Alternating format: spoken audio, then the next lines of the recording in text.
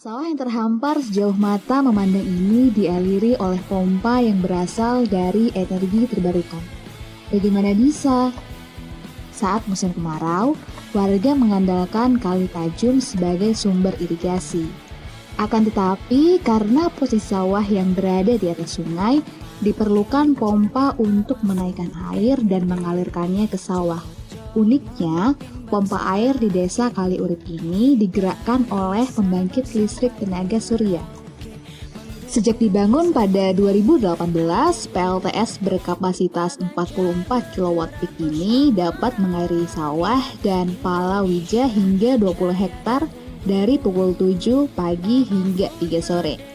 Saya akui bagus sekali. Dan ini memang hasil panennya juga bertambah daripada dibandingkan dengan dulu pada waktu belum ada solar cell. Nah, setelah adanya solar cell tenaga surya, ini memang panennya juga bisa 2 kali, bahkan nanti habis ini 3 kali ditanamin dengan palawija. Ganjar Mahfud pasti menang.